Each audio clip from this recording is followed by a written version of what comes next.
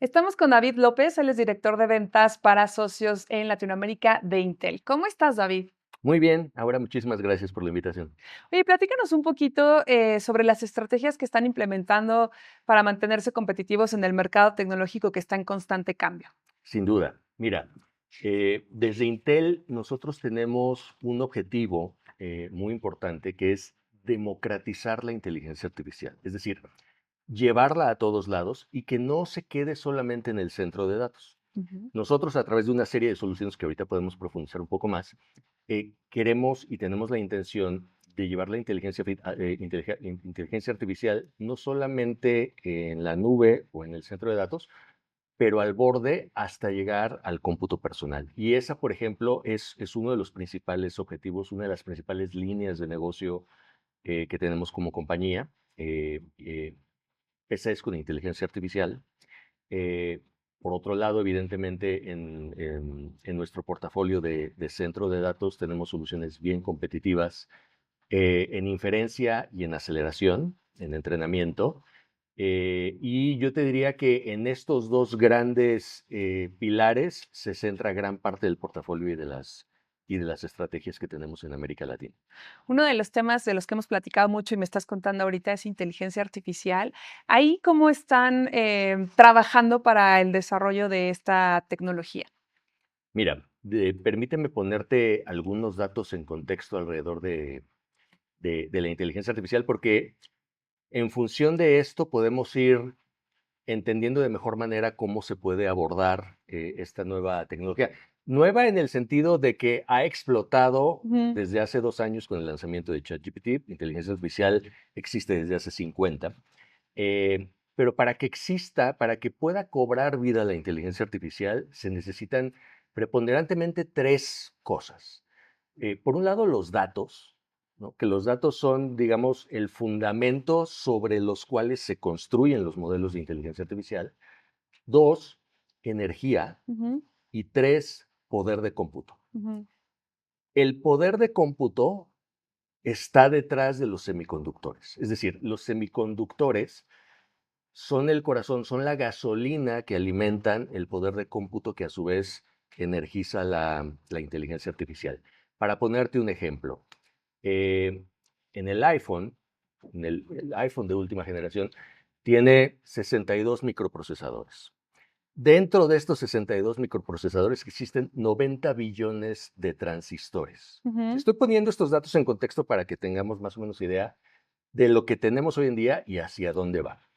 Cuando llegó el COVID, esta mitocondria tiene un diámetro de alrededor de 100 nanómetros, que es Ujú. la 100 millonésima parte de un metro. Hoy en día, los chips más avanzados que está construyendo Intel los está haciendo en un nodo de 1.8 nanómetros, nada más para que te des idea. Es decir, estamos haciendo chips mucho más chiquitos que el tamaño de una mitocondria, es decir, es manufactura a nivel atómico. Ujú. Esto evidentemente, si lo trasladamos a la inteligencia artificial, entre más pequeño es el semiconductor, mayor capacidad va a tener de desplegar su capacidad de cómputo y menor energía va a absorber. Es decir, entre más pequeño puede tener, digamos, estos dos elementos. Eh, Intel, evidentemente, por un lado, como te comentaba, tiene esta gran fortaleza que nosotros no solamente diseñamos nuestros semiconductores que están dentro de 7 de cada 10 computadoras en el mercado y 6 de cada 10 centros de datos, pero también los fabricamos Ujú. eh, en estas plantas que te digo que son de última generación. Hoy en día, alrededor de inteligencia artificial y de la mano del comentario que te hice hace unos minutitos, con la misión de democratizar la inteligencia artificial y llevarla al cómputo personal. Em, tenemos dentro de nuestro roadmap de producto, te puedo decir que, por ejemplo, para finales del 2026, ninguna de las PCs proveídas con procesamiento Intel, o más bien, dicho de otra forma, todas las PCs proveídas con procesamiento Intel para finales del 2026 van a ser PCs con inteligencia artificial. Esto muy de la mano con las predicciones de los analistas que dicen que para 2028 todas las PCs van a ser AI PCs o PCs con inteligencia artificial.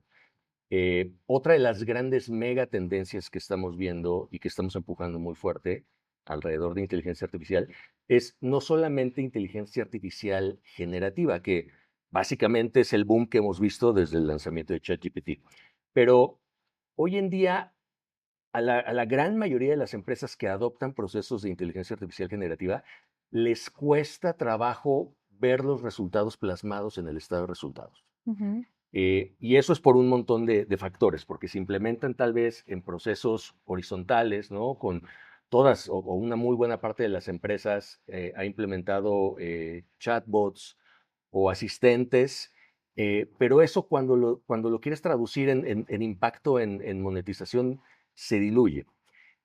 Por otro lado, empresas que han tratado de adoptar procesos más verticales para cubrir algún problema en específico, funcionan bien, pero hay datos, de hecho el último reporte de McKinsey Research arrojó un dato interesante. Todos estos proyectos que incorporan las empresas con inteligencia artificial generativa, solo el 10% logra pasar la fase de prueba de concepto. Es decir, el 90% de los proyectos fallan todavía. Es ahí donde vemos un gran potencial, por ejemplo, en la inteligencia artificial agéntica, que es, digamos, una derivada de inteligencia artificial generativa.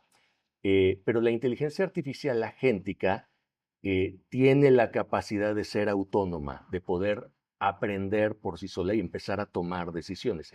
Y esto lo vemos ya en un montón de casos con clientes actuales y con socios en el ecosistema, incluso en México.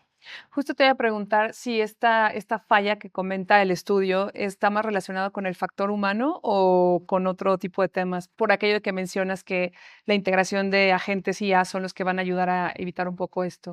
Hay un montón de factores implícitos.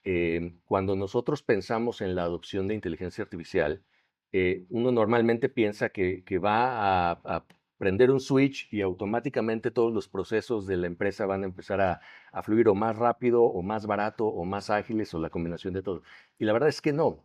Como te comentaba al inicio, y vuelvo a los fundamentos, los datos es lo más importante. En la medida que las empresas tengan sus datos bien nutridos, limpios, ordenados, mejor va a ser la capacidad de despliegue de cualquier modelo de inteligencia artificial. Entonces, si una empresa no tiene los datos estructurados de forma correcta, etcétera, va a costar mucho trabajo.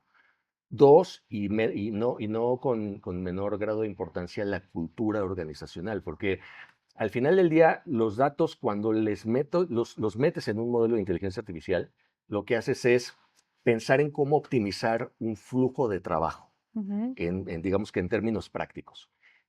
Cuando tú optimizas un flujo de trabajo, forzosamente vas a impactar lo que se está haciendo hoy en día. Es decir, vas a eficientar el flujo de cómo lo tienes hoy.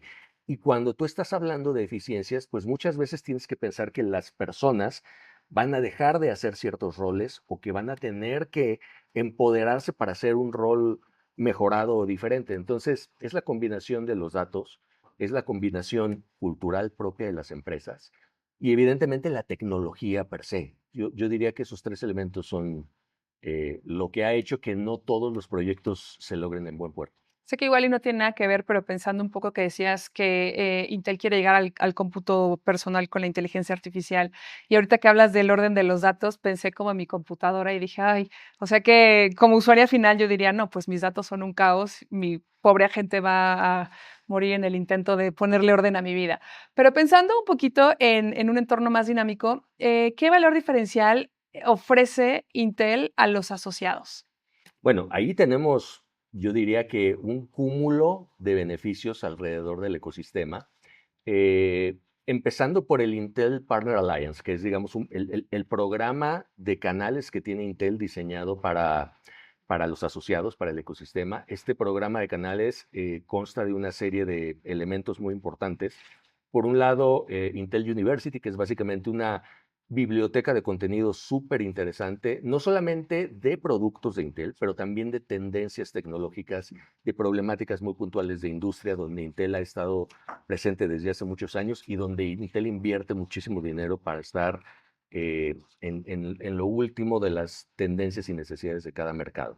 El Intel Partner Alliance, por supuesto que también incluye una serie de beneficios puntuales que se pueden traducir en recursos financieros, recursos humanos o recursos tecnológicos. Se ponen a disposición de los socios herramientas muy precisas que solamente el ecosistema puede utilizar para que los despliegues, los modelos, las aplicaciones, las cargas de trabajo corran optimizadas, corran aceleradas, corran de forma más eficiente, con mejor performance, y recursos financieros que en función de las capacidades que nos va entregando cada uno de los socios, podemos canjear en diferentes actividades para actividades de generación de demanda.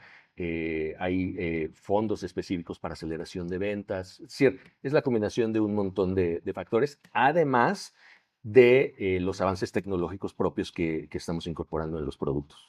Y pensando un poquito en los retos del mercado, ¿cuáles son los principales retos que crees que se enfrenta hoy en el mercado tecnológico en México? Y si hay alguna forma de superarlos.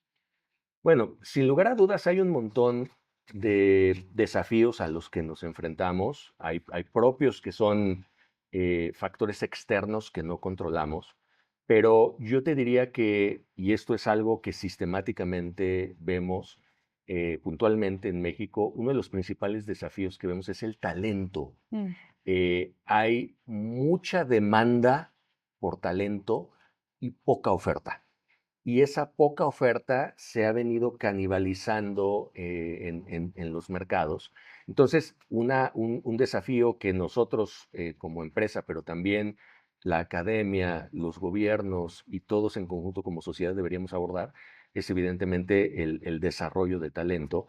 Eh, Otro que considero yo también muy importante, que siempre está latente, y no solo en México, sino en Latinoamérica, que somos una región muy propensa, de las más propensas a nivel mundial para recibir ciberataques.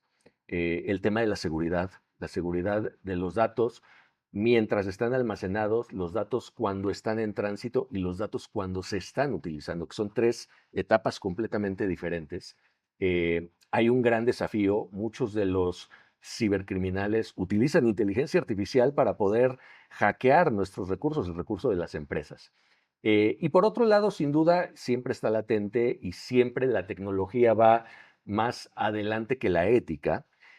Nosotros como sociedad debemos también de reflexionar y replantearnos, bueno, hasta dónde podemos permitir que la tecnología nos vaya dirigiendo, nos vaya gobernando los procesos, los diferentes procesos que existen en el mercado. Entonces, el tema ético sin duda también es muy importante, saber hasta dónde y con qué reglas vamos a poder utilizar, sobre todo, por ejemplo, inteligencia artificial agéntica, ¿no? ujú. Inteligencia artificial generativa. David, pues se nos acaba el tiempo, pero muchas gracias por estar acá. ¿Algún comentario que quieras agregar? No, no, no, al contrario, muchísimas gracias por la invitación, gracias, Cupo Soluciones. Muchas gracias.